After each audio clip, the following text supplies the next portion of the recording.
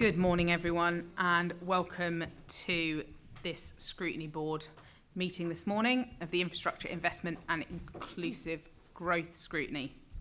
I just want to remind everyone that the meeting is being webcast, and just note that the link to view the recording is on the meeting webpage if you want to go back and look at it again. For the benefit of any members of the public watching the webcast, members of the Scrutiny Board will be invited to introduce themselves first. If I can start with you, Councillor Wilson. Good morning, my name is Isaac Wilson. I'm a councillor for Wheatwood.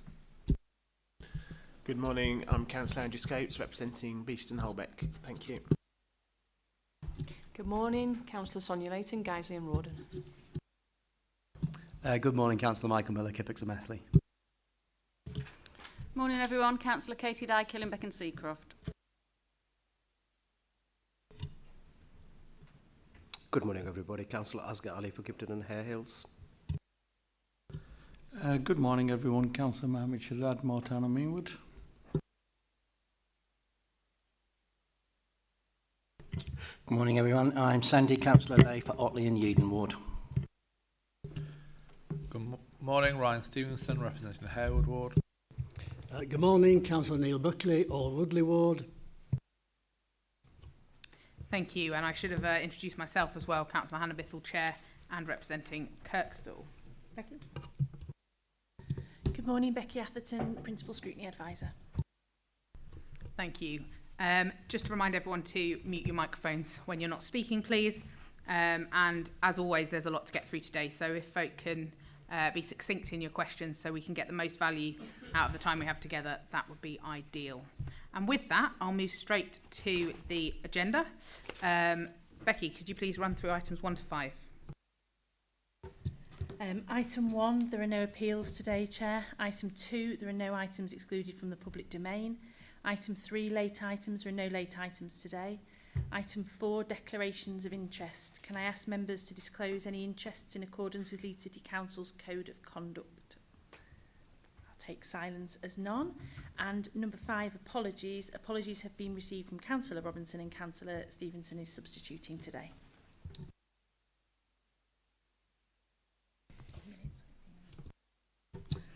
And item 6, minutes. If I can just ask whether you would agree that the minutes of the 25th of September are a correct record of the meeting. Members will note under minute 30 there are some outstanding issues relating to Vision 0, which I know the Chair has picked up with you in the pre-meet and will be taken forward accordingly. Thanks, Becky. So we'll move straight on to item 7, which is our first paper, the Inclusive Growth Update. This paper provides an update on progress in delivering inclusive growth in Leeds since the publication of the city's second inclusive growth strategy in September 2023. I really particularly welcome the partnership approach that we have with our inclusive growth work. I've previously been to inclusive growth events, and it's really, really evident at the impact that that partnership working has in our city. So from the outset, I'd like to recognise that. The report also highlights the main measurement tool of the Social Progress Index, which has been updated this year to include 5 years worth of data.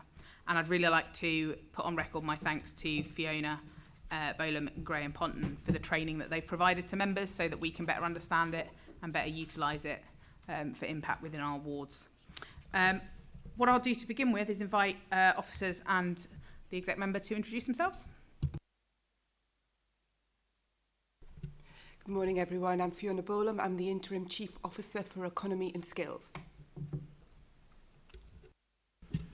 Good morning everybody, I'm Belinda Eldridge, I'm Head of Destination Marketing and International Relations.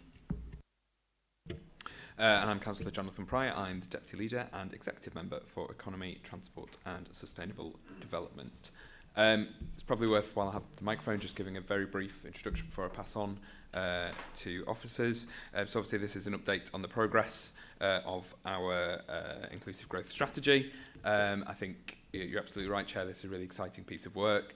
I would like to draw the board's attention to, I think, 4 particularly impressive highlights, which I'm really proud of, and something I hope that the board can add some real, give some real value added. Obviously, we've got the joint vision around ensuring economic growth for Leeds over the next 10 years, and that's joint with government departments, WICA. It's something we're all behind. I think we all know the importance of growth in the economy, and I think it's something that Leeds is doing really well on at the moment.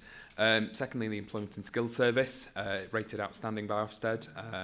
We were the first, and are we still the only city, or has someone else caught us up now? I think someone else might have got it, but we were the first. We were the first. We're maybe not the only anymore, but we were the first to receive an outstanding rating for our Employment and Skills Service. Again, getting people into jobs, getting people into good jobs is absolutely the heart of what we want to do as part of the inclusive growth strategy. So incredibly proud of that. The continued expansion of the pipes network, which not only delivers energy to low cost to a lot of our residents, it also helps us with a lot of our green agendas, and I know Councillor Dye will be particularly pleased about that. So continuing to expand that, I think, is something incredibly positive. And finally, we've been looking at kind of expanding conferencing in Leeds, and I think UK Reef is a great example of that. We had 13,000 people here this year, and it brings in an additional £38.5 million to the local economy. It is growing and growing. I'm really pleased that UK Reef is coming back in the future. And we held a meeting with the Chamber of Commerce a few weeks ago, and we're looking at the impact of UK Reef. And actually, there's some great statistics on lots of those developers, people in business, people in a huge amount of industries are actually coming to Leeds more and more in between UK Reef as well. So it's not just that initial and quite tangible benefit of a conference itself. There is perhaps a slightly less tangible, but still a benefit nonetheless of people seeing Leeds as potential and choosing to invest here, which I think is incredibly positive. So with that, I will pass on to Dr. Bolam. Thank you. Don't often get my full title. Don't worry about it. So good morning, everyone. Becky, are you all right to just pop some slides up? I won't be talking for too long because well, you've got the paper, but I do have a few slides just to highlight some things. If you go on to slide 2 for me, please. So I'm going to take you through the key headlines around the inclusive growth update. In this paper, you've had update scrutiny on what we've been doing to deliver inclusive growth since we've published in September 2023. I am going to talk very briefly about the changing relevant national policy context and highlight then some of the activities that we've been doing to deliver inclusive growth across the council, because it is very much a shared effort. It's a shared city effort as well. So I think if I just really talk very briefly about the changes. There is an awful lot of change in motion in that national policy landscape that is very relevant to inclusive growth, and not just economic growth, but inclusive growth in its most widest sense. We obviously had the budget, and I'm not going to go into sort of the huge detail. Everybody knows that the headlines of what's in there, but I did want to just pull out a couple of things. One, that the message around extending retail, hospitality and leisure relief for business rates in 2025-26, but at a reduced rate instead of the current rate, which is 75%. The council will be fully compensated, as we understand, for sort of the loss of any retained business rates income by the government around that. Also wanted to highlight that the commitment to UKSPF. So UKSPF will continue. We're still working through exactly what that means, because we have a headline figure of 900 million, but we don't know what's been wrapped up in the single settlements for Manchester and Birmingham. So we're still working through that. At the moment, that looks like a 40% reduction, and we're waiting to hear from WICA and from government about where that focus is going to be over the next year. And then finally, just the national living wage increase. The work that we do with Leeds Anchors and that commitment to sort of paying the national living wage, not the national living wage, the real living wage. I think it's really important. We have we have a high number of people in the city who are sort of earning the national living wage. So anything that increases that is positive, I think, for many people across the city. Just to talk briefly about the Industrial Strategy Green Paper. So this came out before the budget, and it's setting out the government's 10-year plan to tackle the barriers to growth in our highest potential sectors that drive growth. We're working with WICA around those who have been asked to submit their priority sectors, but at the West Yorkshire level.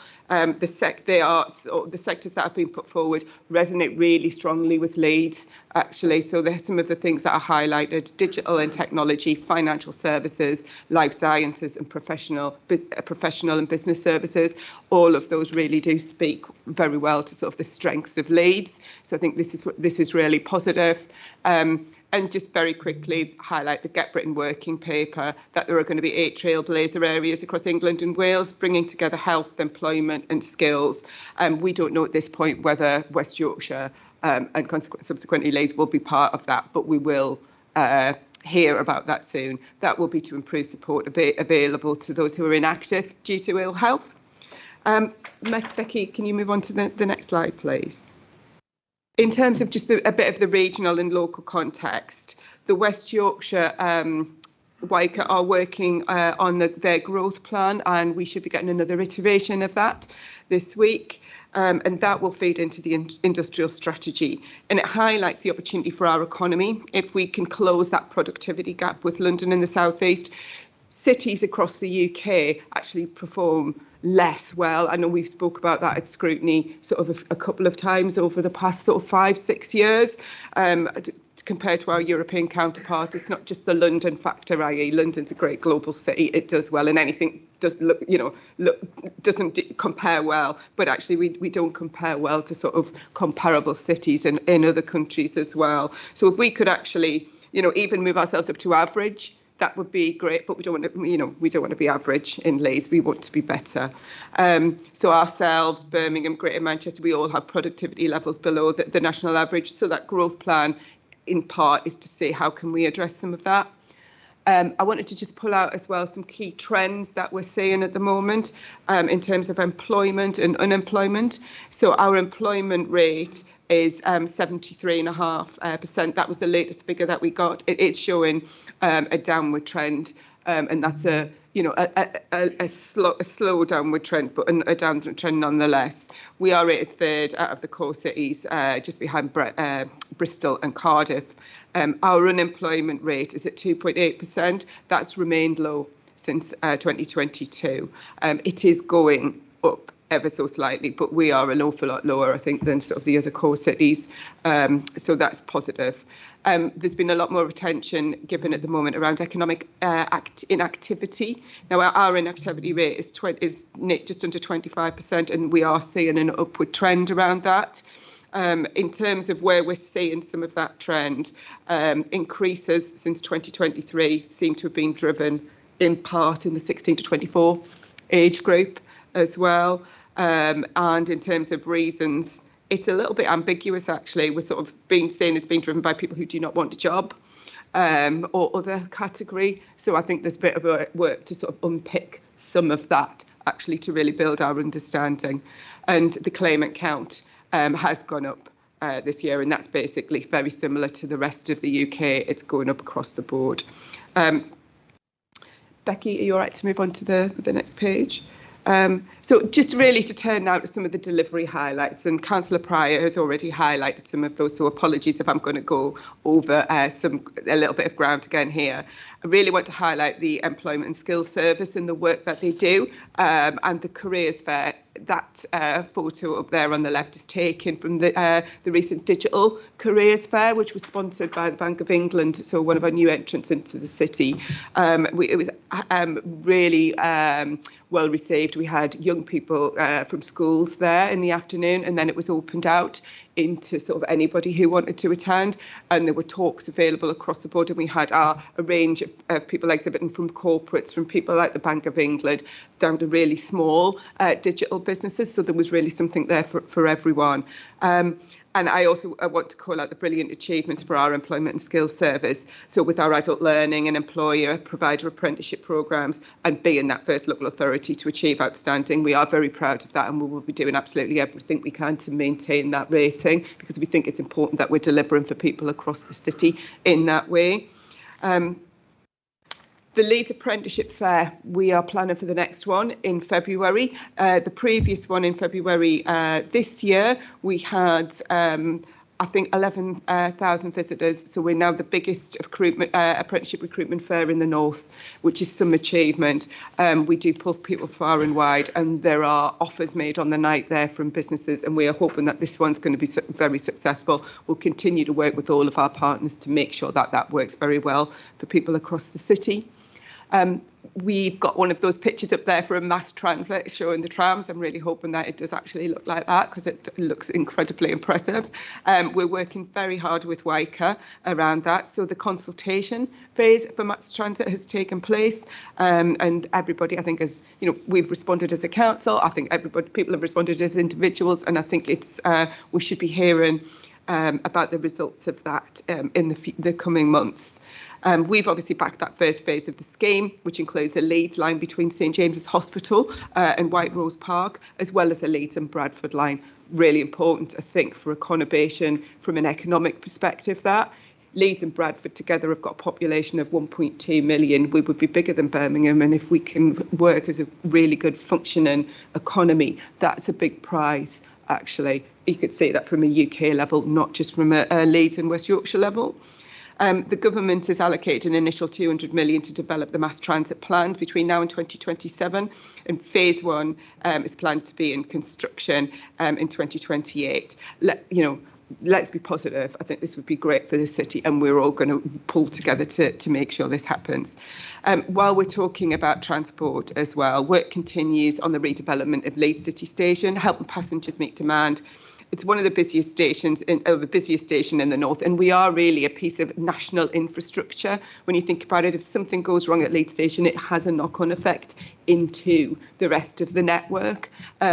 So we are, it's important that that station works and functions effectively. Works commenced in 2023, including the Sustainable Travel Gateway Scheme, creating a more welcoming environment around the station. And I think the final one up there is around Kirkgate Markets, as part of our ambitions to develop a vibrant city centre and support those independent retailers. Kirkgate Market's been refurbished to breathe life further life into it and to attract more customers. The proposed hotel scheme at the market has gained planning approval, and I think 2/3 of that ground floor space will be taken by Active Leeds for a city centre gym. I think it's really positive for the city centre. And we've got a picture up there of Stack. So I think that container company's got ambitions to open in the outdoor market in summer 2025, but I don't have any more information on the details of that at present. Can I pop the next slide on, please? Thank you. So just a few more delivery highlights. We've got the vision for Leeds, the Air Park pictured there. So alongside the budget in spring 2024, MHCLG, which was then DLUC, published the vision for Leeds, which Councillor Pryor has already highlighted, supporting our aim to connect and strengthen communities around the city centre. This includes the transformational regeneration of the 6 neighbourhoods and the potential to unlock 30,000 new homes in the city centre, as well as setting out the importance of our cultural institutions across the city. We've mentioned Leeds Pipes.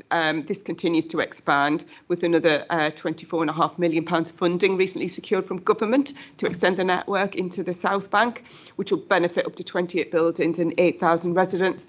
It's the most significant single investment into the project since its inception. And earlier in this year, over 250 council properties in the Lovell Park area were connected, as was Leeds Conservatoire, which is, again, great news. I want to highlight we've got UK Reef up there. So in May, we hosted UK Reef again, National Real Estate Investment and Infrastructure Forum, because, acronyms are just not great all the time. So we had 13,000 people attend the last event at the Royal Armouries. And as Councillor Pryor said, that report talking about how much this has generated for the local economy, I think 21 million was what we had from our evaluators around that. But that repeat business, so people coming back to Leeds after being to UK Reef and then returning, I think that's really positive as well. And it just helps keep the city in the minds of people who make sort of quite key decisions around infrastructure. If you can go on to slide 6, please, Becky. Thank you. So the Inclusive Growth Partnership, this is very much Team Leeds. This is our approach. Our last one was in July. We did pause it for now whilst sort of we've got an awful lot of interim arrangements happening, and we've been working really hard to make sure everything's progressing and going forward. But the next event is going to be in January. We're just trying to confirm the venue for that at the moment. Partnership working on this is really important because in inclusive growth is everybody's business, and those events bring together sort of civic partners, business and the third sector, and they've built connections between people who probably would never have met actually. So we want to make sure we keep that going and keep it really positive. We're working behind the scenes really to make sure that we keep the messages coming about inclusive growth. So updating our website, refreshing that, adding our news stories, and we also have the Go Delivery newsletter to partnerships as well.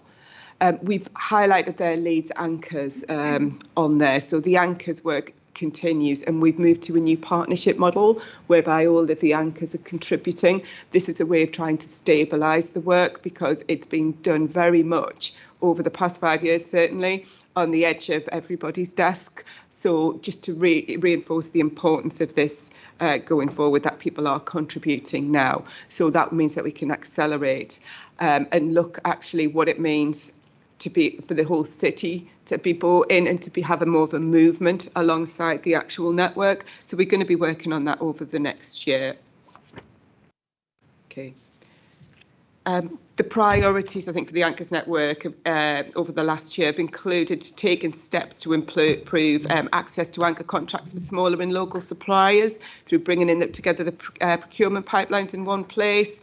The Business Anchors Network is now just over a year old, and they've identified employment as their first priority that they want to work on, in particular with an early careers offer, and they have some initial meetings and some work with our Employment and Skills Service, and they're looking at how they can do some joined up work experience for young people across the city. So we're making some progress about that. That's being very much driven by those businesses. So we'll help and we'll support them, but they are going to drive that.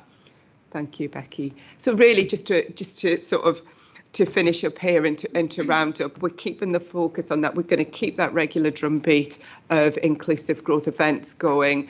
The work around the transformational regeneration partnership is really important. Mass transit for delivery, the investment zone in particular, the focus around health and health tech, but actually strategically as well, making sure that we have got the capacity and the time to work really closely with WICA to make sure that that growth, economic growth plan really does reflect sort of what we need as a region, and to work closely with government around the industrial strategy and anything around the spend and review.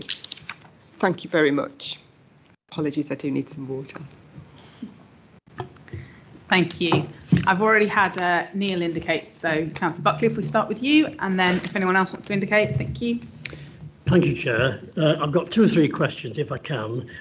On page 24 and on page 17, it mentions productivity and low levels of growth, etc., and how the government has set out a 10-year plan to tackle barriers to growth in our highest potential growth driving sectors and places. And on page 24, under the heading, says this section looks at the ways in which we are improving productivity, and yet I can't see any reference to improving productivity at all.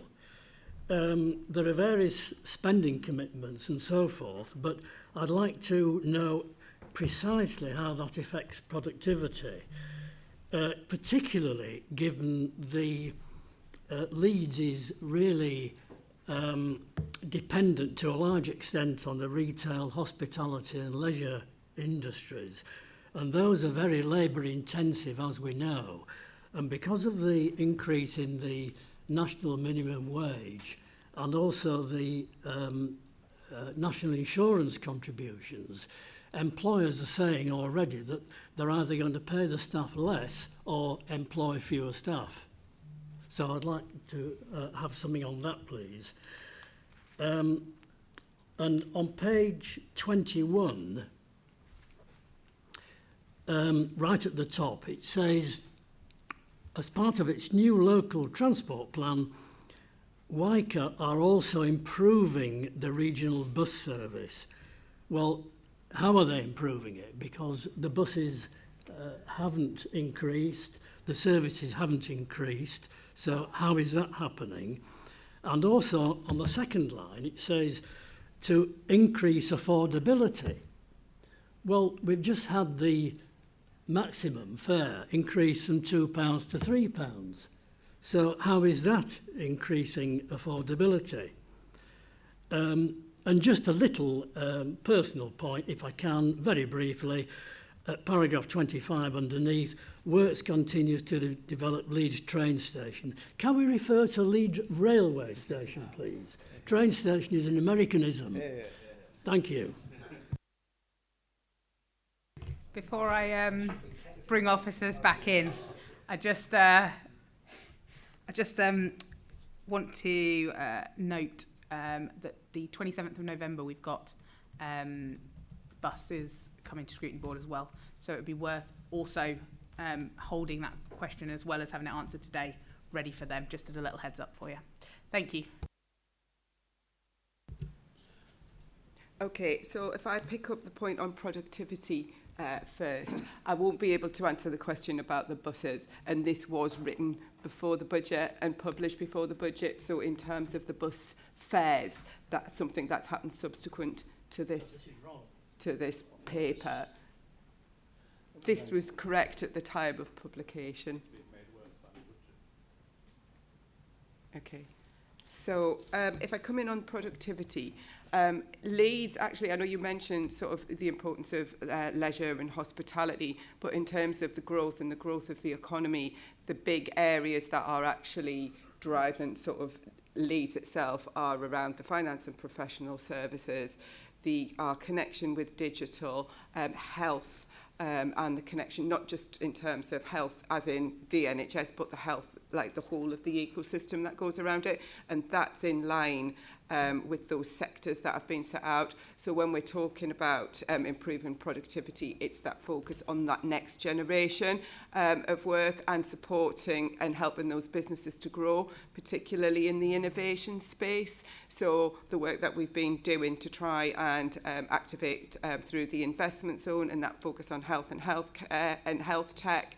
But it is a recognised problem around productivity, and it's a UK-wide problem, but the focus on the key sectors is very much sort of where we're doing that. And that is not saying that sort of retail and leisure and hospitality are not important, and we absolutely recognise that. But when we're talking about the economic growth, it's those big hitting sectors, I think, that are where it's going to drive. And what we want to do is to make sure we are removing the barriers so for entry into those, so to make sure that people in this city and young people as well are able to see those jobs in those as something for them. And that's so we're looking at this through different lenses to try, and that's part of the inclusive aspects of this. And I promise you I won't say train station. It's just, I hadn't even clocked that was an Americanism. Yeah, I'm fine. Me neither. No. I'm going to lay awake now, worrying about the fact that we say train station. It's also not stationing the railway, is it? It's stationing the trains. Like, as in from an English perspective. Interesting. This was not how I expected this to digress.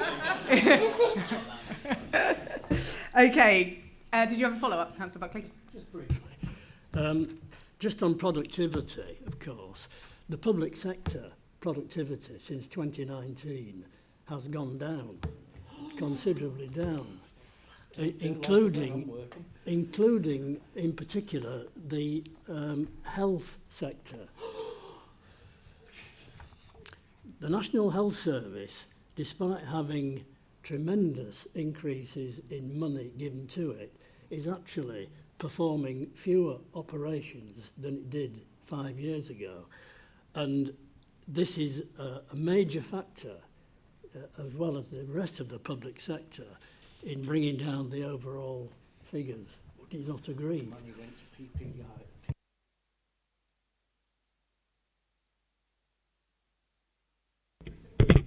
I think I'll pick this one up. Look, I think we are straying into a different scrutiny board here, kind of moving into the NHS one. And I think Councillor Lay probably does know far more about this than others, but I know that since COVID, the NHS has had a significant number of additional processes added around health of their staff, around safety, around managing infections and viruses, and that has added a strain. I know that is a large reason why just kind of more money to the NHS doesn't necessarily kind of push out immediate results on the other side. It is probably an institution which needs huge reform, but I do think that is probably beyond the scope of this scrutiny board. Thank you. Councillor Scopes. Thank you very much, Chair. A couple of comments and then a question. So firstly, you didn't draw out the Home First project on paragraph 16. I think that's really positive. And hopefully we'll see sustained results on that. And I think that's the sort of thing where you can have impact on the economy without what you call the high value, I guess the high economic value rather than high human value, which I would say 16 very much is. And I also very much welcome paragraph 36. New homes is really positive and social homes is really important. It's the number one thing I get in my inbox in terms of issues that I face. So just really highlighting that as a really important issue to real people in this city. What I wanted to talk about is a similar lines to Councillor Buckley actually around productivity and GVA. And what I note in paragraph 4 is the reduction of the overall scores have gone down. And I think you link that to all sorts of things between 2019 and 2022. And I guess you also pointed out that the GVA is lower than the national average. And I guess I've got two questions on that. And the first one is around how do we compare to other cities in our region? So obviously you talked about London, and I guess the financial services sector is obviously a very high economic value industry, which we have a decent chunk of, but not nearly as big as London.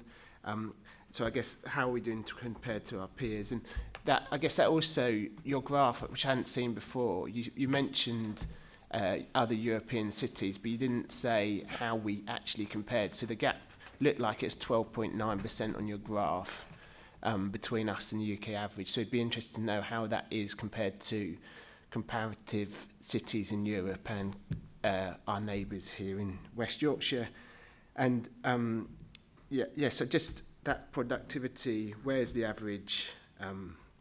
And the other thing, is, I guess when you're saying there's been some backward steps 2019 to 2022, how have we compared to other cities? So have we gone back a comparable amount, or have we gone back less or more? Thank you.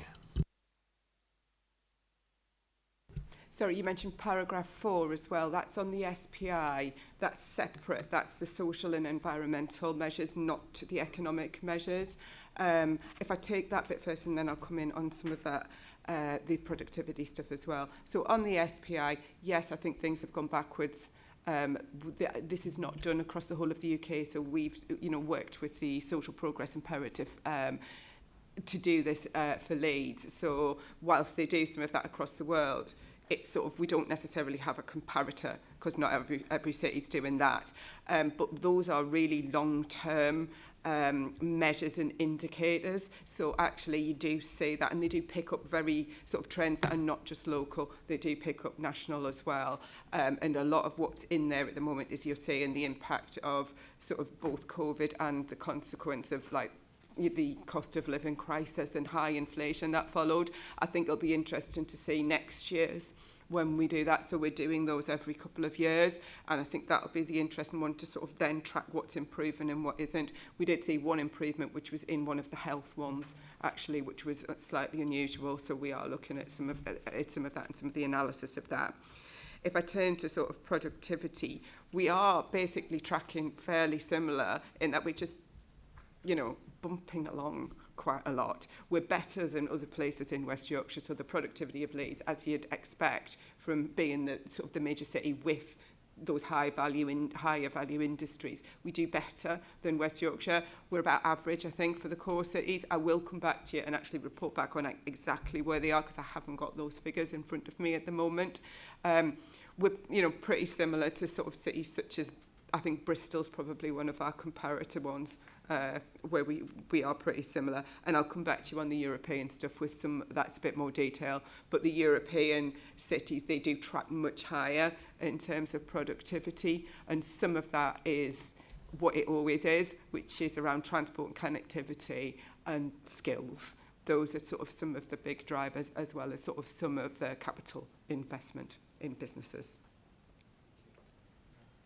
Just because we've been panicky about words today, I'd just like to, it's just a comment, should you say high economic value industries, because some of the less economic value industries like home care are high value. It's just me being panicky about words. That's fine. I'm probably using terms that kind of you use around the world of economics, and I need to just make sure that I don't, so I'm absolutely fine.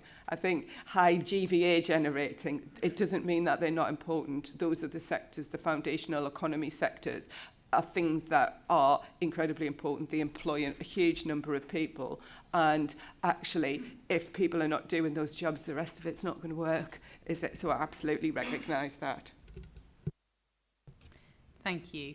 I'm going to come to Councillor Layton next, and then I will look around the room for any final questions, because I've now got a list of members who would like to speak. So if you want any final questions and you haven't already indicated, please do indicate now. Councillor Layton. Thank you, Chair. I just wanted to say, first of all, I read the document with interest and it warmed my heart. Thank you very much. I feel like there's a huge amount of investment going on in Leeds and a lot of positive things happening. My attention was drawn to the economic inactivity indicators, particularly, and you mentioned the age 16 to 24 group possibly being the main sort of driver behind that. And I wonder whether, when we think about education for that age group, we've invested a lot in Leeds City Centre education post-16. Leeds City College has bloomed and it's huge. But my concern is actually that there's not many options available outside of Leeds City Centre in terms of post-16 education. And I think that's also very, very important when we think about the growing skill set and making sure that all our suburbs have good access to that education post-16. So I would like some comments on that. I'm also interested if you've got any views on working from home and whether that's impacted or changed the way our economy is working in Leeds. And I noted in, I think it was in the SPI document, that Wi-Fi is, and broadband is actually quite poor in large parts of Leeds. So how those two things work together, would be interested in that. Thank you. That's fine. I'll start on the education and then I'll come on to the Wi-Fi. So I will take some of that back because we're part of a group that works with children's services really closely around this, and there are issues around place sufficiency, and I know children's services are in discussion sort of at that post-16 level with DFE around that at the moment. I think that outside of the city centre, the focus is very much in the sort of in the sixth form sort of area rather than in that. It is very academic. So if you're saying that that's the gap, is the practical side outside, I'll have a commitment to take that back and pick that up with Dan as part of the group that we do that works around that, and we can update through the children's scrutiny and also report back to yourself around that. On the broadband point, I think there's been quite a lot of work that's been done sort of through ourselves and WICA over the years to try and improve some of that and improve the connectivity. And we've also sort of been doing some work to connect all of our public sort of sites to then enable the private sector to come in and actually do that, so for people to have much better broadband at home. I think that work's ongoing. So there are more providers coming forward who are then able to connect people there. So I think you've seen it is improving, but we know there are some not spots. We do know that there are still some spots that are not that are not working, but some of this is in the space of the private sector actually being able to access and use that. So they need to come in and do that, because some of that is not our role. There is a market out there to do that. And in terms of work from home, I think whilst we haven't looked at that for a while, there was evidence on both sides as to, is it more productive, is it not? I think you know, I think the jury's out on that, and there's an awful lot more that has moved back into sort of working, certainly around 3 days a week, sort of at least into offices. But don't forget that that ability to work from home only really didn't affect everybody in the economy. So much of our economy in Leeds, people were you know, face to face and with customers as well. So actually, it's not the biggest part of our economy, actually. So I think we, you know, I think the trend is shifting, I would say, at the moment as well. It would be good to just get some more data points on that if we can at some stage. Yeah, we can look at how we can do that. Thank you. Thank you. Councillor Dye? Thank you. I've got a couple of points on the presentation and some that refer to parts of the report. So I'll start on the report. And my first question is, in paragraph 7, it references the new data centre that's planned at Skelton Grange, and I wondered if discussions were taking place about the use of energy from that, for example, linking it to a heat network or something like that. My second one is also from the report, and it's paragraph 66. Why did I put that down? Oh, links to the anchor network. So the first part of it really was just a comment that we had an item on the anchor networks at the CEAC, the Climate Emergency Committee, on Monday.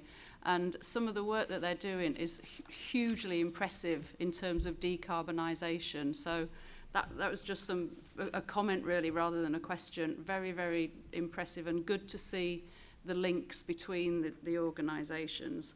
But then my anchor organisation's question was, you mentioned work experience in the presentation, and I wondered whether that was specifically going to be aimed at schools, or whether there are any plans to work that into any NEET programmes or anything like that. I know we've discussed, I think, at this scrutiny in the past, some really successful programmes at getting disadvantaged communities into anchor organisations. So I wondered whether there are any links for work experience with that. So that covers those two. Oh, 68 was the next one. So I read the report from the first phase of the community listening exercise with interest, and I have saved some of it here. And it makes some recommendations which I think are really, really impressive. And the one that struck me most was about designing recruitment processes that are appropriate to roles rather than a one-size-fits-all. And I think that's so important when you look sometimes for an application process for a job, and you're faced with a 10-page application form, which really is not necessary. I think that's hugely important. So are there plans to incorporate these recommendations into the next stage of the work? I think that's it. Oh no, one more. The careers fair, we've got a great track record on the careers fairs, and the feedback from young people that I've taken over many, many trips to careers fairs is always really positive. But what about the feedback from employers? Because clearly we want them to keep coming back. So do you have any feedback? I'm sure that there are feedback forms that they have to fill in when they attend. What kind of feedback do you get? Thank you. That is it. No problem, that's fine. I'm just going to take them in turn. So in terms of discussions with Microsoft regarding the heat network, yes, we are having discussions with them. I think it's at an early stage. Things we just, you know, want to make sure everything lands properly. But yes, so that is happening. In terms of, sorry, I'll pick up the listening exercise and careers fair and then come back to schools because I haven't written everything down yet. In terms of the listening exercise, there's a second listening exercise with part 2 of that. That's going to be starting shortly. And in terms of design and recruitment processes, we are also working now with the Anchors just to get all the feedback on that, because we know that some of them are already changing some of the ways they're doing it, but just to capture some of that and to write that up. So we know that Leeds City College, they're already doing some things that are different, but we're just canvassing the rest ahead of the December Anchors Exec Board to really understand what's happening and what they're changing and how that's working. But the intention is we're going to be the project that is that we have through the Health Foundation, that's going to be coming to an end in March. So we're in that final stages. So we will want to be saying what's different because of some of this. But yes, it was very, very powerful. It'll be interesting to see the next stage of it, but we have to have that response from people to show that it's making a difference. And I think what's particularly important about that is not just a project, actually it's system change, which is what we set out to try and do through the Anchors work. And in terms of the careers fair, I haven't got direct feedback from employers at this point. We do know that everybody does want to come and exhibit. We do not have many problems getting employers through the door, but I will get some direct feedback from that. And apologies, could you reread your question around schools, because I haven't written it down correctly. And it was just the comment you made about work experience. Is it going to be extended to NEET young people as well as in schools, or is it specifically with schools? That's fine. At the moment, it's the businesses that are driving that. If they're working with our Employment Skills Service, we'll work with them to make sure that they consider that in the round. They are quite concerned. It's not just about NEETs, but about people who don't have connections, because I think that a lot of the business anchors have recognised that the young people who come through their door for work experience are people who somebody knows. So I think they want to extend beyond that. So we'll want to make sure that the conversation around needs is wrapped up in that. So I think it's about it being a little bit more systematic as well than it currently is. We've got the next meeting of the business anchors in December, so we'll be getting an update there. And I'm happy at the next update of this to feed things back. Thank you. Thank you. Councillor Pryor, you wanted to come in? Yeah, just to make a brief point about how important feedback is from a lot of the exhibitors at events like the Apprenticeship Fair as one example. So obviously we have the SEND Fair as well, and actually the creation of that came out of feedback from a lot of exhibitors and people who were coming along. They were saying actually some elements of it were potentially a bit overwhelming, kind of didn't lead into people who had different levels of neurodiversity, and actually it was feedback from them that led us to create the SEND Fair. So while it's just one example, I hope it kind of illustrates that we really take that feedback seriously, and actually it strengthens things, it makes things better in the future. Thank you. Also, just to note that next week there's a work experience item coming to the Children and Family Scrutiny, if it's of interest to you.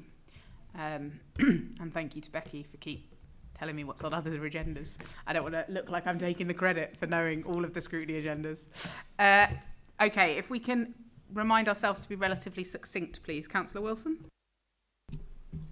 Thank you. Obviously, in the report, it talks about the National Wealth Fund coming to Leeds, which is good news, not just because it brings jobs, but also I would think a lot of talented and influential people.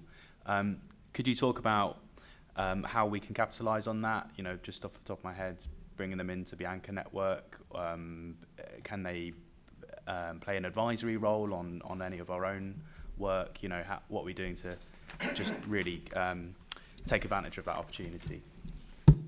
Of course, that's absolutely fine. So I think if we think about, so the National Wealth Fund sits part of UKIB. I think we've got obviously UKIB, we've got the FCA, and we've got the Bank of England as relative new sort of entrance into the city in terms of big financial sort of connected institutions. We are working with them. We are gently introducing them to sort of the city ecosystem and how we work, including the Anchors network. Actually, I think it's a really big vote of confidence that we've talked about the National Wealth Fund being in Leeds, because it is cementing our position as, you know, this second city around finance. actually. So we are working closely to embed them into the city, and we're going at their pace. So I think the next stage is for them to sort of connect in with the Anchor Network and to meet with the chair at some point, but we are on it, and we do want to make sure we maximise that and maximise their impact in the city, and make sure they understand team leads and how we work together and that collaborative approach. But it's very positive, the relationships that we're building, particularly with those three big institutions. Thank you. Councillor Lay?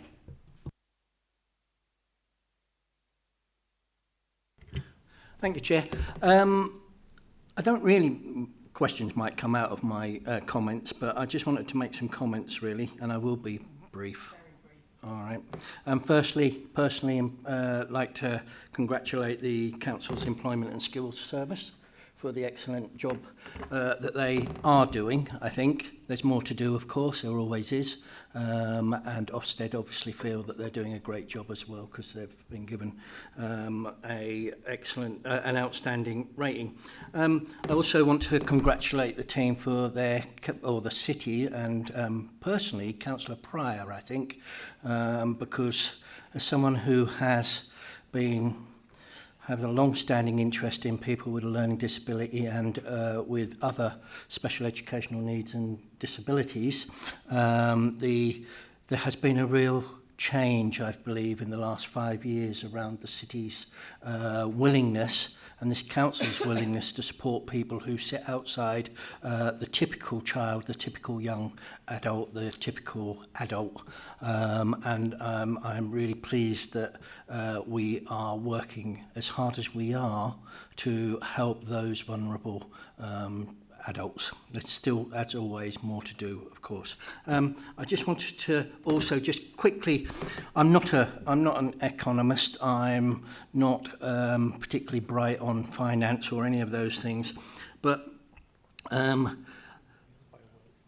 page 17, I wanted to come back really to the GVA and being 11 million lower than the national average.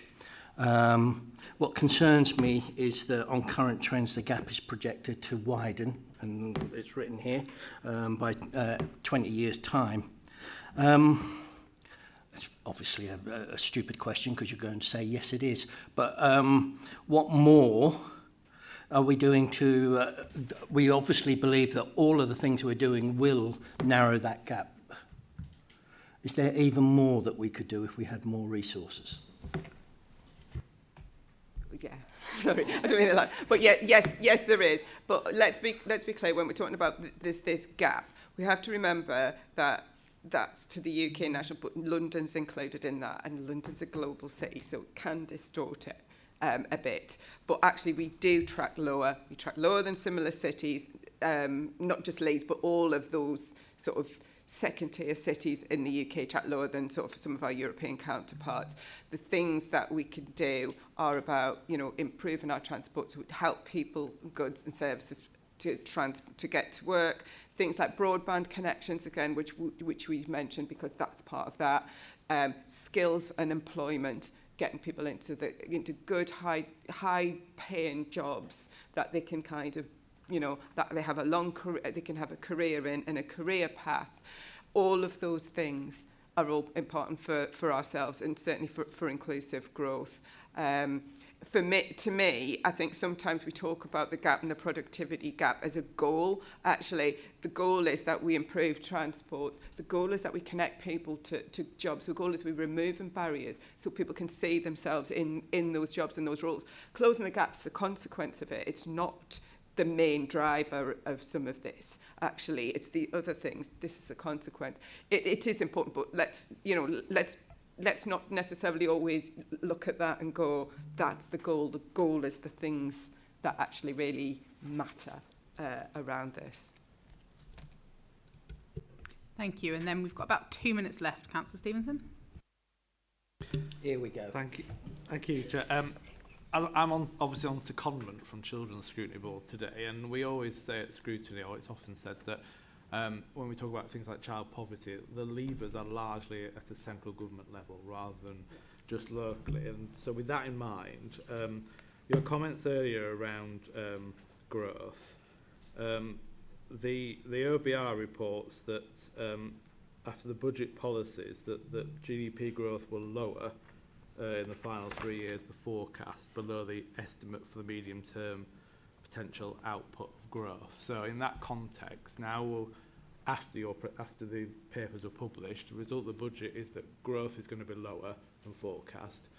So in terms of the impact of policies locally, are we confident that the things we can do locally can counter the effect that the budget is going to have on growth, and will that make any significant improvements?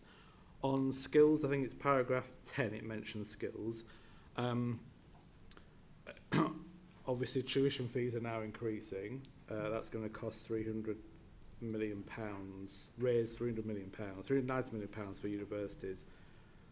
But then their NI costs are going up, £400 million, so that nets that off. So the direct effect is students, particularly from disadvantaged backgrounds, going to have to pay more to go to university. So if fewer go to university and fewer then into the employment market, have we modelled what impact that might have on the skills required by the big financial and tech firms that we're clearly targeting rather than smaller?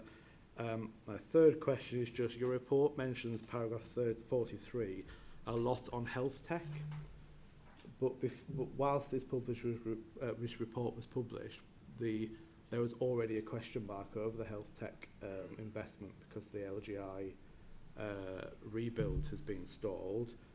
So what would happen if that doesn't go ahead? Does that create a large gap in the plan, or is there a way to overcome it? And finally, paragraph 34 mentions that the spring budget of 2024 announced investment of £10 million funding that was allocated for the British Library and the Poetry Centre. Can you confirm that that's now scrapped in the recent budget? Councillor Pryor, you indicated first. Yeah, I'm just going to start with a few comments about the economy, because I think it's important to look at the economy of Leeds within the wider context of the UK. And I think particularly when you look at GDP per capita, because I think GDP as a whole, which obviously the OBR refers to, does hide a lot of the detail underneath, because obviously it's got huge links to population. So if you look at GDP per capita, we know that since the cost of living crisis, that's shrunk by 4.2%. Now, what that means in people's pockets, it means they have about £125 less per month in their pocket. Add that to the difference in the increase in mortgages since the Liz Truss budget, that averaged an increase of £221 per month per household. So that added together is £346 per month less. Now, Councillor Buckley talked before about the difficulty in the hospitality industry. It's a really difficult industry to make a profit on. It's something I worked in before as a councillor. I know that those industries suffer when people have less in their pockets. So as a result of a lot of the economic choices over the past 14 years, people have got around £350 less in their pocket every month. That's money that would be spent in local restaurants, local shops, getting taxis to places. That is money that's been taken directly out of the economy. Now, when we look at Leeds' growth, I think Leeds is on a really strong trajectory. And actually, I think Leeds' growth is in spite of a lot of what's been going on nationally. Again, looking at GDP per capita, we've had the longest run of falls and stagnations since 1955 nationally. So actually, for Leeds to be doing well despite that, I think is incredibly impressive. And let's not forget, only this time last year, this country was still in recession. So coming out of that, I think, is a real strength. And that's why I'm particularly proud of what we're doing, because it's not just about growing the Leeds economy and getting that top-line figure. That inclusive growth is making sure that everyone comes with us. Because the top GDP figure will increase if the rich in Leeds get richer and richer. But actually, that's not our objective here. Our objective is to, pull the rising tides to bring all the boats up. And that's why I'm so proud of a lot of the work we're doing. So I'll let Fiona fill in some of the details now. Just before you do, Fiona, we're now out of time for this item. I obviously want the questions to be answered, but just if we can be as succinct as possible, and then we'll move on to recommendations. Thank you. That's absolutely fine. So I think the element of, so I'll answer your questions in turn. I'm not going to comment on can you counter the effect of the budget. in a way in the OBR, because I think that there's a political element to that. What I would say is we have got, the majority of the levers are national, but we are able to do a lot locally, and the examples that I would pull are things like the Leeds Anchors Network, because they employ nearly 70,000 people. Actually, whatever we do through those does actually help an awful lot of people within the city and within our own services. What we're able to do, we do, and it is around removing barriers, and we do work with national partners, for instance, including with DWP, quite closely around sort of, you know, to help people to do things like get into work. You also asked me about modelling and have we done that? We do not have the capacity within the team to do that kind of work. That's something that we would either have to buy in or get from WICA, and so that has not been done as yet. It would be interesting to do. Now, in terms of health tech, if I pick that one up in the LGI report, health tech does go beyond the NHS. So we've got a really good thriving private sector in Leeds. So if I think about people like BJSS, we rebuilt that second NHS sort of digital spine, and people like EMIS as well, who are now owned, they are now owned by United Healthcare. So we've got a really strong private sector. In terms of the actual hospital rebuild itself, I think our plans on innovation and the innovation are, we will obviously be looking at what happens with that and what alternative moves that we can make. But in terms of the health tech within the hospital itself, that innovation's going on now and will continue to go on, because they've very much looked internally about what they can do, and they are provide, you know, and we will work with them and the university, and we'll find the spaces for those companies as they grow. So it's not great that if the LGI rebuild doesn't go ahead, obviously, and the sooner we can get clarity, the better. But we will always look to solve problems and come up with other solutions to make it work. Thanks. The British Library question as well. My understanding is that we're being consulted around the British Library at the moment. Thank you. So we need to move to close this item. So are there any final comments from officers or the exec member? Wonderful. So having listened to the debate in the room today, there are two recommendations which can be found on page 16. I'm going to take B first, which is members are asked to note that a 1 year on report to Executive Board setting out progress on the delivery of inclusive growth was also published in November. I think we can tick that off with very little further discussion.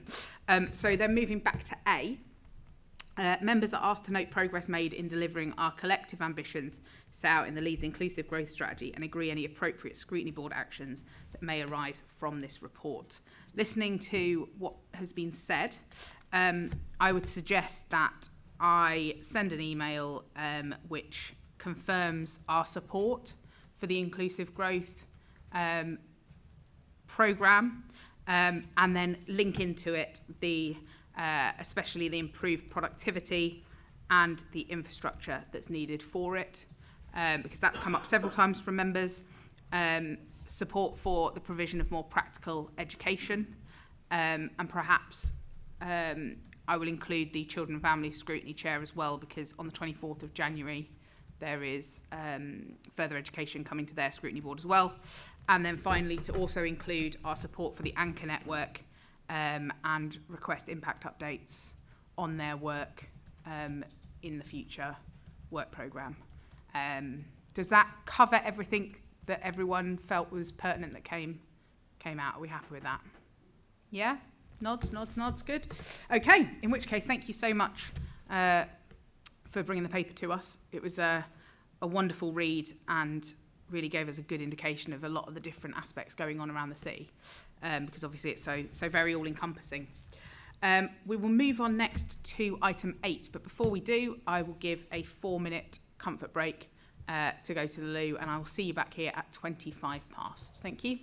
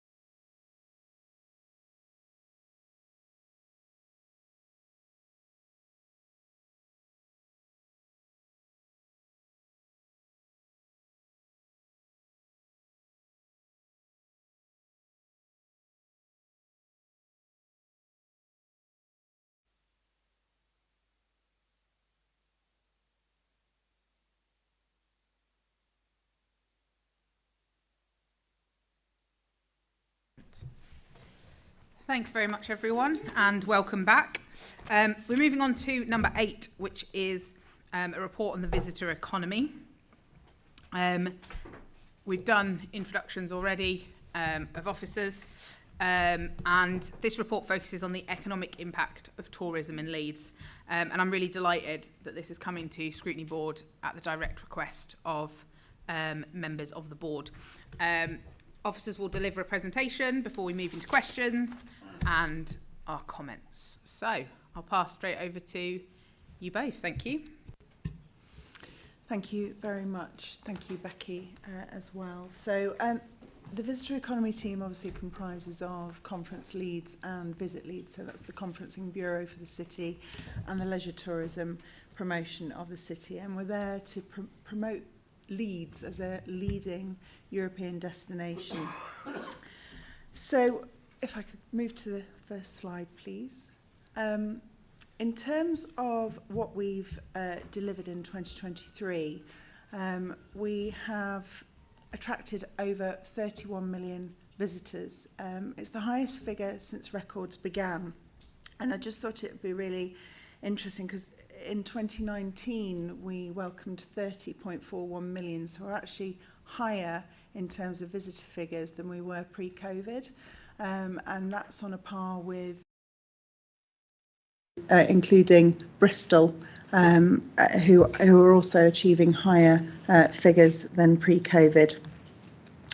Tourism is worth 2.7 billion pounds to the local economy, and that is more than sort of 10% of the overall GVA for Leeds.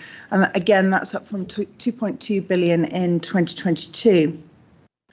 And it supports 23,975 jobs, again up from 21,500 jobs in 2019. So quite a significant number of jobs there. The substantial income is derived from various segments of tourism. That includes the business tourism and the leisure tourism, as well as cultural tourism. And visitors tend to spend money on things like hotel accommodation, B&Bs, event attendance, food transport, etc. And it's interesting to note, and it's not on here, but we've done some perceptions research that actually shows that 63% of people who visit the city visit because they're attending an event or a festival. So you know that shows the significance of events for the the visitor economy sort of GVA. If I could move on to the next slide. I think it's really key. We're always promoting Leeds as being very central in the UK, and essentially it's really important from a conferencing point of view, and from a tourism point of view. And I'll be presenting fairly shortly to the US market on a webinar about Leeds and the importance of Leeds, and having that sort of central location is key. And actually these travel times that we talk about here are nothing to the US market. It's like going from upstate New York to the bottom. It's quite minimal. So I have put a map in there as well, and just to highlight really that sort of central location. If I could move on to the next slide. So conferencing, hugely important for driving the economy, and the Conference Leeds team, which is obviously the conferencing bureau for the city, supports a number of conferences for Leeds, and we welcomed over 30,000 meetings and events and conferences to the city last year, which equates to 2.5 million delegates. And business tourism is worth over £408 million to the local economy, playing a significant event, proportion of that overall tourism GVA. If we could move to the next slide. We've heard about UK Reef quite a lot this morning, but the team does lead on UK Reef for the city. So we lead on the city welcome. We sort of liaise with the organisers, and we have done since their inception in 2022. And just by way of comparison, I mean, we've talked about the fact that this year we welcomed over 13,000 delegates to that conference. There were only 3,500 delegates came in 2022, so that's the significant growth. And next year they're looking at over 17,000 delegates.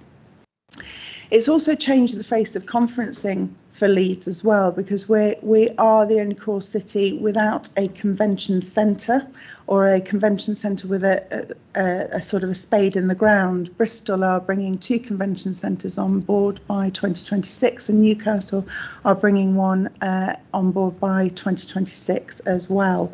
So we will be the only core city without a convention centre, and obviously there is ambition down at the Royal Armouries to create a convention centre, but it would give us access to a greater market share and a greater proportion of conferencing in the UK and also international conferences. But UK Reef has changed the face. It's given a very different model for people to consider actually holding their conferences here. And it's not just UK Reef that we've got as large conferences, over 1,000 delegates now. We've got several in the city, and I think there are 8 not of the proportion and the size of UK Reef, but there are 8 that are sort of hovering around the 2,000 to 3,000 delegate mark, so which we didn't have pre-COVID. So again, that's a really positive sort of landmark, if you like. If I could move on to the next one. So I've talked in the paper about the local visitor economy partnership, and that is basically Visit Leeds is leading on the West Yorkshire Local Visitor Economy Partnership, and this is part of the new Visit England framework that came out of a review back in 2021 by Sir Nick Dubois that saw that actually the landscape was really quite complicated, and that there were over 300 destination marketing organisations. So in a bid to sort of standardise the approach, there's a tiered framework that has been set in motion, and there are 34 LVEPs, which are the local visitor economy partnerships, that are comprised of several DMOs in each region. And for West Yorkshire, that obviously comprises of the 5 local authorities and the combined authority. At a tier 1, so that LVEPs are tier 2, at a tier 1 there is what's called a DDP, which is a destination development partnership, and if I could give any comparison, that would be a sort of, remember the former Welcome to Yorkshire, it's sort of that overall tier. There's only 2 DDPs in pilot at the moment, one being in the North East and another one that has surfaced in the West Midlands, and the pilot in the North East comes to a conclusion in March 2025. The hope is that central government will give the go-ahead for the rollout of DDPs more widely, and that we would look to establish one either here in Yorkshire or here in West Yorkshire specifically, and that does attract funding from from central government. So the North East DDP had 2.25 million over 3 years to deliver things like major events, to deliver things like business support for the tourism sector, and the funding then obviously also in part gets devolved to some of those LVEPs. We are also seen as a beacon of best practice here in West Yorkshire, I'm delighted to say, and we've just been invited to go and speak on a panel discussion actually with the Permanent Secretary of DCMS and also the Chief Exec of Visit Britain, and they're holding that panel discussion here in Leeds at the Royal Armouries. And I've been advising other LVEPs up and down the country how they can get an LVEP off the ground, and really talked about how collaborative we're being across West Yorkshire. Now, we as an LVEP have also secured £450,000 from the combined authority to be able to deliver over a 2-year period, and that's what we're in motion of doing at the moment. We've just appointed a programme manager to help us deliver basically our destination management plan, which I'll talk about on the next slide. it won't be, it'll be the subsequent slide to that, but this is the governance structure essentially. We've got the Mayor of West Yorkshire as our chair of the LVEP Governance Board, and we've got some key custodians of the visitor economy there on the board, including Leeds Bradford Airport, including James Mason as Chief Exec of North and West Yorkshire Chamber of Commerce, and various other people with a vested interest in the visitor economy. Also sat on that board are the 5 DMOs, so across Calderdale, Bradford, Wakefield, Kirklees and Leeds. And we meet regularly, so it's sort of once a quarter that we meet at the moment to take forward the priorities of our destination management plan. If you could go to the next page. Thank you. So the aim of the West Yorkshire LVEP is to deliver this destination management plan, and it's to develop and enhance the appeal and image of places across West Yorkshire. Also, one of our priorities is really to generate more and longer overnight stays, because what we've found is that obviously the overnight stay generates a greater sort of spend per head. And we're obviously all about enhancing the quality of life and the social value for residents as well by generating that sort of piece of the visitor economy, the GVA for the visitor economy. So the 3 priorities are sort of sat there, clearly on the slide, but we are really looking at, we're not creating a West Yorkshire brand, we're really about enhancing the brands that are already in existence, so Leeds, Bradford, Calderdale, Kirklees, etc. But it really is enabling us to work together and take advantage of economies of scale, and I'll talk about that more when I get to the opportunities of the LVEP. We are also in the process of developing our product and places, and by creating things like working groups around film tourism, looking to attract people to our destination, because obviously we're a great film location for many series, including sort of Happy Valley, Mission Impossible 7, etc. We're really hoping to hone in on that. We've also created working groups around sustainability and focusing on regenerative tourism, and we've created a working group around accessibility as well, and commercial strategy to look at how we take this forward with public and private sector income. And then the third priority is obviously about managing our visitor economy effectively, and as part of that we are able to access training that has come online from Visit England directly to support the tourism sector, and that might be training for our own teams around digital marketing, or it could be training in the hospitality sector to look at how we address some of the issues there as well. Could I move forward? Thank you. So much in the way that we do with our data here in Leeds, we've created a data infographic around the West Yorkshire LVEP as well, really to act as a baseline for growth, so that everybody can see the, as we move forward, those sort of KPIs and measurements to sort of showcase the efficacy of the partnership. So I'm not going to go into too much detail here, but just to pick out a couple of pieces. The economy across West Yorkshire is worth 5.77 billion. Now, if we compare that with the likes of Manchester, Greater Manchester is 8.7 billion. And then if you take it down to a local authority level, so obviously not focusing in on here, but going back to my previous comments for Leeds, our economy, our tourism economy is worth 2.7 billion in comparison with Manchester local authority, which is 4.65 billion. So that's just to give you a broad overview and a bit of a comparison there. If I could move on to the next slide.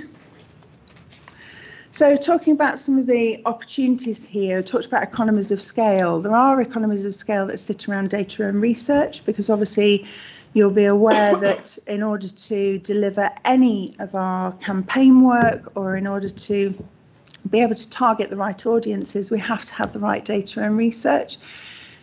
We're able to now access greater amounts of data and research through Visit England, but also at a West Yorkshire level. We've joined together and created, we're creating some scoping research that will come out of the budget that has been set aside by the Combined Authority for the delivery of the DMP.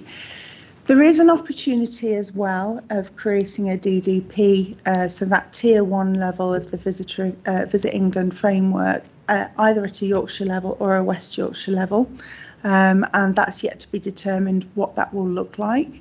And I think really, you know, we're just sort of working through that with Visit England, because they're just deciding how many DDPs they want across the country, and it'll be determined on the outputs of the Northeast DDP pilot. And we should start to see some of that data come through sort of spring of next year.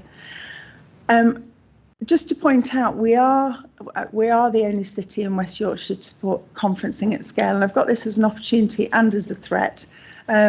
So the opportunity is that we obviously drive that sort of conferencing income, if you like, for the region, and you look at things like UK Reef, that economic impact is felt far wider than just the city. It's felt across West Yorkshire, and for this coming year, we're also taking advantage of sort of hotel bed stock, not just across West Yorkshire, but also York and Harrogate. And there are income generating opportunities for us as Visit Leeds in doing so. So we've created this is very granular, but we've created a hotel booking platform, and we'll take a commission from that for UK Reef. So there are plenty of income generating opportunities. Obviously, that collaboration with the DMOs across West Yorkshire, really looking at, you know, how we can extend the stay of the visitor by creating itineraries that sort of extend, you know, beyond our own boundaries, looking at cultural itineraries, looking at filming itineraries, and really trying to, you know, entice the visitor in to stay in Leeds at the heart of that. There is also the creation of an accommodation bid, and we've set that in motion. So we've set a feasibility study in motion for the creation of an accommodation bid. So that is essentially, it would look like it would be a levy on the per bed per night on the overnight visitor of maybe £1 or £2 plus VAT. And it's really looking at the Manchester model that is already in operation. They set that up in April 2023, and they are currently realising £3.7 million. And that goes towards the subvention of major conferencing, so things like UK Reef, attracting more of those, but also for tendering for major events, so that it gives greater scope to be able to tender for larger, sort of more grand departs or more triathlons and more, you know, more of those kind of major events that drive overnight stays. So we're just in the process of the feasibility study for that. That should come to an end. The feasibility study part should come to an end middle of January, and then we'll have a better idea and be able to feed back whether it is a feasible option for Leeds or not. There are also opportunities around areas such as employment and skills, and that there is external grant funding available from sort of things like DCMS for support of the tourism sector, and particularly hospitality. There is access to toolkits and training that I've already talked about around digital marketing, around accessibility, around sustainability, not just for the tourism sector per se, but also for the teams involved in delivering that, so the officers involved in delivering that. And we are looking at increasing our international visitors. At the moment, we only have 1% of our 1% of our overall visitors are from overseas.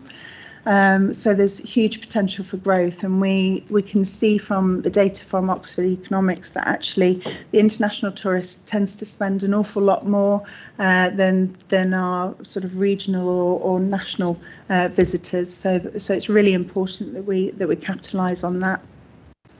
And there are opportunities, obviously, around international relations and inward investment. And when I say that, we've just welcomed, for example, the Dutch ambassador and the Finnish ambassador recently over the last sort of 2 and 3 weeks. And the Finnish ambassador was really keen to hear about how we deliver our visitor economy. And I'm really keen to hear about how they deliver their visitor economy in Helsinki, because they've got some really key ideas. So there's a sharing of best practice there that goes on through the international relations work that we have. And obviously creating that better place to visit and live obviously drives inward investment as well. And the Visit Leeds team are currently, we're in the process of creating a welcome programme for the Bank of England. So I've got them coming, the first tranche coming next week.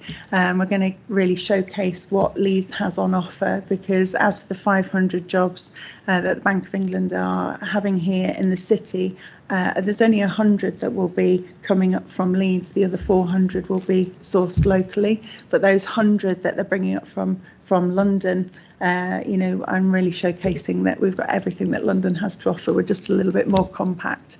And obviously, I've talked about income generating ideas. We're also in the process of creating a bookability platform. Essentially, that will enable people from all over to come and book their itineraries, everything from their hotel, their restaurant, their theatre, their visit to, the Henry Moore Institute, whatever it happens to be, book everything online before they come, and we would then obviously take a commission from that. It's particularly key for overseas tourists, particularly from China and the US, and the Chinese love to have every single part of their stay fully booked before they set foot on UK soil. So that's a key opportunity, and we'll be linking in with the likes of Ctrip and Weibo, which are the platforms over in China. If I could move on to the next slide, please. The threats, I've already talked about the fact that we don't have a convention centre, and I think it's really key to highlight that. But there is ambition by the Royal Armouries to create a convention centre. They have talked about that in the public domain. And, I think ideally, if it had a sort of a hotel on the side of it, that's their ambition as well. So it wouldn't just be for conferencing, it would also be for exhibitions, and they would also look to sort of create additional cultural experiences through that convention centre as well. We have got a great deal of financial pressures, and we do have reliance on external funding for things like UK SPF and gain share. So that is obviously a risk to the service. And I've sort of already mirrored the fact that the threat of only having Leeds as the conferencing destination for the whole of West Yorkshire is that it's all contained in one city, and we're better as the sum of our parts, so growing that conferencing across West Yorkshire would be beneficial to the city in terms of direct employment as well. We do have competition, obviously, from not just from overseas, but from other core cities and other destinations. And I suppose really when you look at the success of the accommodation bid, for example, in Manchester, they are winning business at the moment that we could have had here had we had some kind of a subvention pot for various conferences. We don't have the full figures on that, but we are hearing, we're going to Manchester or we're going elsewhere because they can give us an amount of subvention. And obviously our resource and capacity. The team comprises of 6.3 FTE across Visit Leeds and Conference Leeds. We do have an additional person on the West Yorkshire LVEP that's obviously paid for externally by the Combined Authority, but we are the smallest of a visitor economy team of any core city, and by way of comparison, Greater Manchester does have 50 people across their visitor economy team, so that's quite a significant difference. And then I think that might be it. Is there another slide? Yeah, that's it. So thank you very much. Thank you. And thank you for that detail. I was delighted as well that you've added in the map. I just think it illustrates so beautifully just how well located Leeds is. And it's got absolutely nothing to do with my history as a geography teacher, that I just want maps everywhere. Absolutely nothing. Just for members, I saw a lot of you trying to see effectively the governance slide. So what I'll do is I'll make sure that's sent out so that you can peruse it in your own time, because it was relatively small. We've got about 20 minutes now, and I've got a couple of indications already. So if other members would like to indicate, let me know, and we'll start with Councillor Scope. Thank you very much for that, and thank you, Chair. So my first question is around the DMO's Destination Marketing Organisation.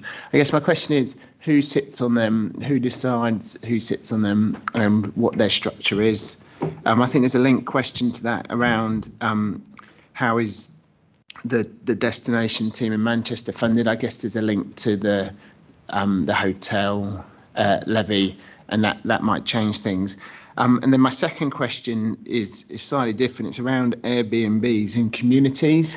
And I'd say there's a lot of Airbnbs popping up in certainly in the city area of my ward, the tower blocks, and there's not necessarily the planning consent put in first. There's one in a very residential area recently, and obviously it changes the dynamic. And I guess my concern is, if something happens for a period of time, it then becomes default allowed, and not everyone will complain about them because they don't.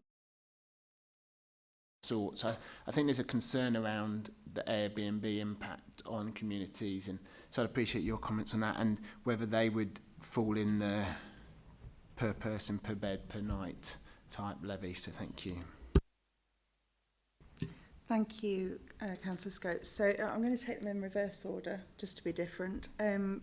Essentially, the Airbnb per person per night isn't in the equation for the accommodation bid as it currently stands, but it may be that we can feed that into the feasibility and see, whether it's feasible or not. With regards to short-term lets, full stop, there is motion at the moment, and I know it was gathering momentum pre-election, around registration of short-term lets with local governments. So I know that's still on the agenda, and it keeps getting raised in the House of Lords, for example.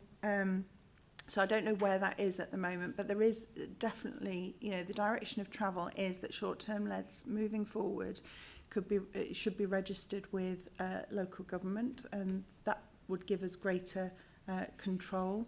I can give you some of the details of that after this, more specifically. In terms of Manchester, yes, is funded. It's a public-private sector funding model. At the moment, we do get commission from the hotel beds that we sort of establish with various conferences, but there's room for growth there, definitely. And we, as part of being part of this LVEP, we have to grow that public-private sector model in any case. So yes, the accommodation bid would come in as part of that, but so would bookability, and we need to look at things like membership models. At the moment, our conferencing team, whilst we get a commission on booking venues and commission on booking hotel beds, there are models in situ up and down the country where a membership sort of fee is paid. So we do need to look at the the feasibility of that as well. But you know, that's part of a wider sort of commercial strategy. And then in terms of the DMOs and who sits on those, so the DMOs across West Yorkshire are all public sector destination marketing organisations. But the landscape and what was highlighted in the Nick Dubois review was that there are all sorts of models here. There are some that are private sector funded, lots of them that are hybrid, and you know, lots that are local authority funded as well. So in terms of who sits on them, it's about, for us, it's about the size of our city and being able to deliver a conferencing bureau and to be able to deliver that leisure tourism effectively. I mean, of course, we could always do with more resource, but the point is we are delivering with 6.3 FTE and delivering very well when you compare, you know, the figures that I've outlined today. Then in terms of maybe who sits on the LVEP and the LVEP governance board, that is actually an interim board. So there will be, we needed to get a board together, and we will be going out to advertise for some new members to join, but we don't really want to grow any bigger than about 10 members, just because otherwise things can become a bit of a talking shop, I suppose, really. And so to be able to get things delivered effectively, we're sort of stuck on 10 at the moment. Yes, thank you. So briefly coming back, you haven't said who and what the structure of the DMO. Thank you. So you said 6 FTEs. Yes. I'm guessing they're just council employees. Yes. Is that what you mean? And Yeah. the structure is there's a manager and 5 people in them. And I guess when you say, I guess what I mean is, do we, the council or your team, appoint people to this as part of the funding we get from West Yorkshire? Is that what I'm reading between the lines? That's what I'm trying to understand. Okay, yes. So the DMO of Visit Leeds is, although it's part of the Local Visitor Economy Partnership, it doesn't have core funding from the combined authority. The funding comes from us as a council, but also there is a small amount of commission that we raise, so private income from beds and booking venues, etc. In terms of appointments, I think it's grown organically over the years, and I know it had spent some time out of the council pre me joining, so pre-2015, and it didn't work as a private entity as I understand it, and I don't know all the ins and outs, but I don't need to. So it was brought back in. In terms of who we've got, it's about having the right expertise in digital marketing. It's about having the right expertise, being able to go to travel trade shows and really showcase what we've got on offer here in Leeds. Thank you. Councillor Buckley. Thank you, Chair. And I enjoyed this report. I thought it was very positive about the city in general. And my wife and I had some friends stay with us last weekend, and we went for a walk down to the armories and the Tetley building and everything, right round the city and New Dock, and it was very impressive, and they were very impressed. So I think that's all to the good, obviously. I've just got 2 or 3 questions, if I can. It was amazing that there were 300 of these DMOs in England. You wouldn't believe it, would you?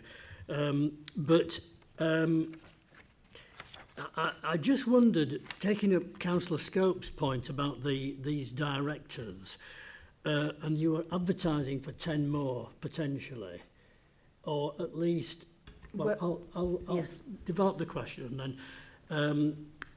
Are they all paid? That's my question.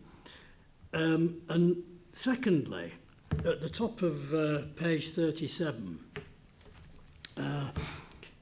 it mentions the Visit Bradford, Collardale, Kirklees, Wakefield, etc., and Leeds, and the West Yorkshire Combined Authority. And my only problem with this is that on the slides, it showed the West Yorkshire Combined Authority, and then Leeds was just one of the 5 underneath. And it just seems to me that Leeds is about half the economy of West Yorkshire, not one of 5, and that needs to be borne in mind, I think.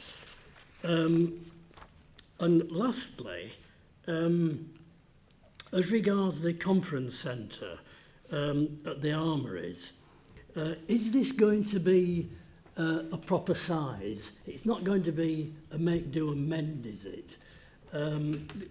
In the sense of if the other core cities, including Bristol and Newcastle and so on, are going to have purpose-built proper places, is it going to be the correct size? And what date is it going to be potentially built?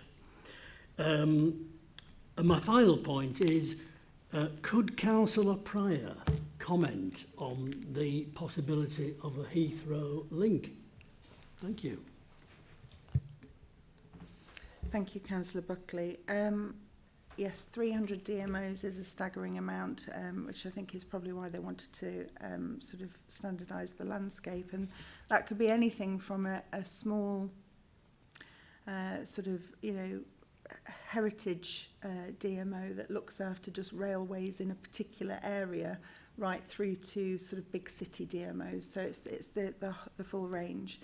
In terms of the LVEP Governance Board, no, they are not paid. It's done on a voluntary basis. So these are custodians really of the visitor economy. So they've got a vested interest in driving that forward. So it is the likes of the Peace Hall in Halifax or Leeds Bradford Airport, and they want to see the visitor numbers grow across the whole of West Yorkshire. So that's the first thing. Secondly, I think in terms of getting new members on board, to that board, we won't replace all 10 by any stretch of the imagination, because there's some key partners in there, but we do recognise that we didn't have it as an open sort of application process, and we need to make that an open application process. So it might be that there are another 3 or 4 invited to come and join, but we will go out to advert and make sure that sort of EDI, etc., is at the heart of any of that recruitment that we actually have. In terms of Visit Bradford and the Combined Authority, etc., I suppose it's that organogram doesn't show that really that Visit Leeds is the lead organisation for this West Yorkshire LVEP. So it is us who are representing you know, all of the DMOs and etc. across West Yorkshire. So we represent at a Yorkshire level and a national level on that. So I'll take that away really to try and reflect that somehow in the organogram, definitely.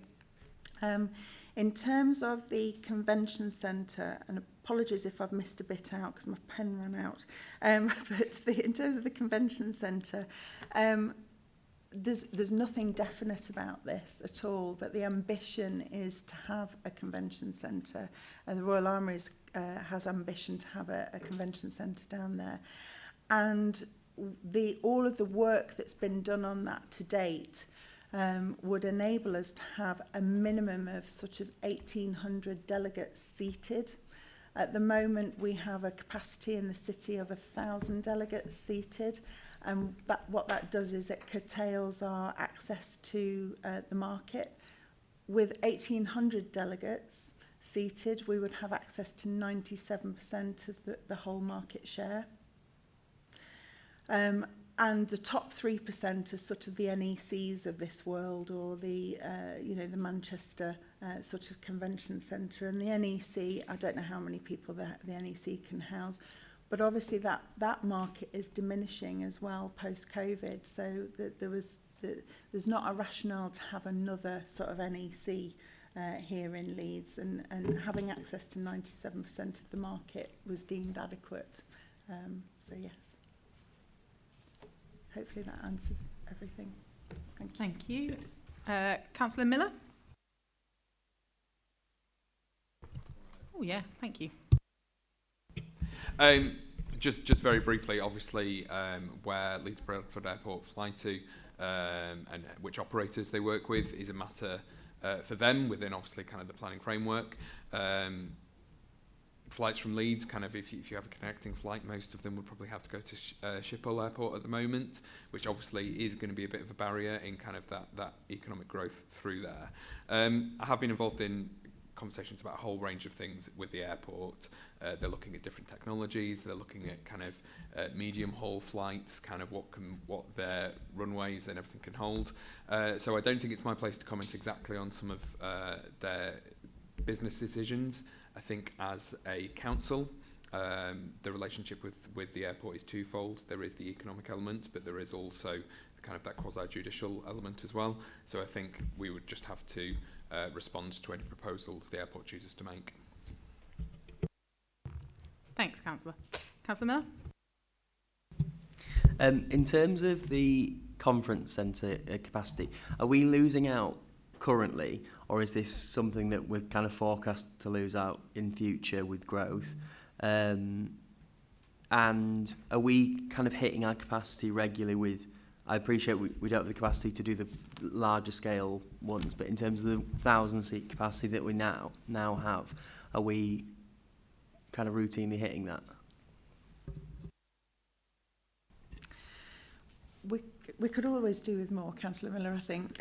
So there's always room for those larger conferences. But yes, the Royal Armoury is obviously our largest venue in the city, other than obviously the arena, and there is capacity at the university. But the Royal Armoury is fully booked out for next year, so that's really positive. But what it shows is actually there's room for greater capacity. So are we losing out? Yes, we are currently losing out. We are, agents, we get a lot of work through agents on a national basis. And agents won't even come to us sometimes because we haven't got that convention centre. But for those who aren't aware that we don't have a convention centre and who just make inquiries, we do turn lots away every year because we don't have the capacity in the city. And if they're not willing to look at a different model, a sort of a UK reef model, we will lose them to other cities. Yeah. Just one other quick question. In terms of visitors, I guess, for the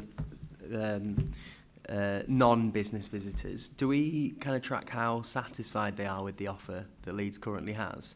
Is there data? I mean, I appreciate obviously the numbers are going up, so it would suggest they are satisfied, but I'm just thinking in terms of visitors who might be coming to the city for the first time. Do we know if they're coming back and that kind of thing? Yes, so we conducted some perceptions research last year that showed that 8 out of 10 people, I remember that statistic because I remember the Whiskers advert, 8 out of 10 people are satisfied, more than satisfied actually, with their visit to Leeds. And in terms of the number of returning visitors, I can't quite remember off the top of my head actually, so I can get back to you with that if that's useful. Thank you. And finally, Councillor Stevenson. Do we know why the 2 out of 10 aren't satisfied? That would be an interesting question. And what feedback we gather. I was just going to ask a question around the I was going to call it a bedroom tax. I suppose it's what hotel room tax or something. I haven't really settled in my mind where I sit on this one yet. Instinctively, I would oppose it, but then I think if for example, booking offices at theatres in Leeds impose a booking fee and booking levy in order to assist in their capital programmes. So if that's going to be introduced, will it be ring-fenced in a restricted fund for the purposes, or is there a risk that in future it could just be sort of wrapped up in the general council spend? And slightly linked to that, and there's no ulterior motive to this question, but when Eurovision, when we put the bid in for Eurovision, we seem to find quite a hell of a lot of money very quickly for it without the need of a bedroom tax. So where did that money sort of come from for the bid? And is that a pot that we can dip more often?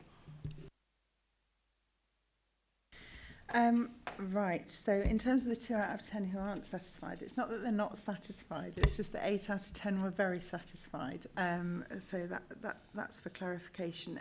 In terms of the bed tax, so obviously we don't we're not allowed to call it a tax because we can't raise taxes locally. So this is a voluntary contribution that would be put as a levy onto the invoice of every person staying in a hotel overnight. Yes, it would be ring-fenced, and I think, you know, the hoteliers are really keen that we drive the number of overnight stays, and the only way we can drive the number of overnight stays is through sort of sourcing more major events, so sporting and cultural events, creating more sort of momentum behind the number of larger conferences like UK Reef and providing a subvention pot for those, but also things like consumer events. And by that I mean, obviously, you know, the delivery of a film festival or whatever, you know, the things that are sort of add value really to the visit for people coming to the city. But the hoteliers are really quite keen that we ensure that this is to drive overnight visitors, and we have to obviously get their buy-in to be able to deliver on this. There would be an element that would go towards things like city welcome,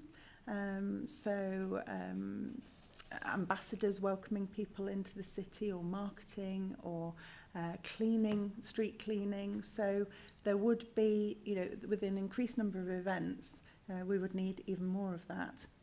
So yes, there would be money coming back into the council, maybe from a marketing or a street cleansing point of view, but the rest of it would be ring-fenced for the delivery of those events. Do you want me to come in on? Yeah. So if I'm okay to come in on Eurovision, if that's okay. So we did an awful lot of that in-house in terms of actually preparing the bid, and it was also a very good example of the Team Leeds approach. So we leaned into our partners across the city. So Leeds Beckett worked with us on preparing the video to actually, you know, as part of our showcase for that. We did write sort of a bid to the combined authority to help underwrite had we been successful, but obviously we weren't, so that money wasn't needed to there. So we used a little bit of funding to get a consultant in to help us do some of that work, but it was minor. But it was very much a sort of getting the team together to actually work and write on it. And certainly Eve Roodhouse, sort of my predecessor in this role, she wrote an awful lot of that bid herself. So it was team leads and council officers that worked together, which was good for Eurovision, but to do a major bid for something like, if you want to bid for the Commonwealth Games, something like that, that actually does cost money to get all of that and get something like that sorted. Thank you. I'm not sure I'm quite done grieving over Eurovision, so if we could avoid mentioning that again, that would be great. I have a couple of questions, but I'm also very aware of time, as I always am. So if the response can be relatively brief, that would be ideal. You mentioned subvention, and I have no idea what that word means. So if I could have that defined for me, please. And then I don't need heckling, thank you, Councillor Stevenson. Ecotourism is also mentioned in the report, and it's about what you can add to the location, not just about not making it worse. And I wondered if there's anything we're doing around those sort of options. And then finally, just a quick question around how we promote our leisure offer. So when people come for conferences, I was at a conference recently in Llandudno, and it was really, I voice noted my wife to say we should come back here. It's really nice atmosphere, etc. So how, when people are at the business stuff, are we then promoting our leisure offer? Thank you. Thank you, Councillor Bithell. So in terms of subvention, I'm not sure if it's an Americanism or not, but what I can say is it's really a pot of money that's there to attract a certain business to come and hold a conference in the city. So, for example, you know, if we wanted the European Society of Architects, for example, they might require a £20,000 subvention to be able to come to the city. So at the moment, we're just attracting people based on our offer as a city and our customer service. But obviously there are other cities that do have these subvention pots, Manchester being one of them. And so they are able to go at a wider sort of market, if you like. On ecotourism, yes, so we've set up a sustainability workshop that runs across the whole of West Yorkshire, and we're currently looking at regenerative tourism and creating offers for people to come and visit and actually plough back into the system. And one of the offers that we've talked about, and it's all conceptual at the moment, but obviously we are, as part of our flood alleviation, we're planting a significant number of trees, sort of 2 million plus trees. Could it be that people actually come visit Leeds, and as part of that, the responsible sort of tourist might want to help sort of plant trees for the city, for example. So we're going to look at all sorts of permutations of what that looks like, but it's definitely high on our agenda. And then in terms of the leisure offer, yes, so for delegates coming to the city, particularly around UK Reef, we are looking with transport providers, and we will be looking at with hoteliers this year, potentially the restaurants, depends on capacity, actually giving vouchers, etc., to entice people to come back into the city. So that is definitely on our agenda. Okay, thank you. I haven't any follow-ups. Thank you very much for that presentation, and I'm glad that other members also enjoyed reading the report as much as I did. It really does show the value of scrutiny when we request something and then get a really detailed and effective report back from it. So thank you. The actions from this are that Scrutiny Board is requested to note and provide comments on the information provided in this report and the progress made, which I think is fair to say we've done. I wonder if it would be worth minuting our support, and I'd like a nod to check that folk are happy with this, for that ambition around building a conference venue. That came up from a few people, so having that just codified might be helpful, much as I don't think we necessarily have any influence over them. But nevertheless, that's never stopped me before. We'll move on now to item number 9, unless there's any, actually I should offer if there's any closing comments from officers or the exec member before I close the item down. No? Wonderful. Thank you so much for coming. And I will hand over to Becky for work schedule. If members could just note that there is a draft work schedule on page 51 that at the moment incorporates current requests for various different items. Can I draw your attention to the remote working group on the 9th of December, which is about the budget proposals that relate specifically to this board. Your discussions at that meeting will feed into the statement that's provided to Executive Board about the budget proposals. So it's always really useful if we can get a range of views in that to make sure we capture the full views of the board. Thank you.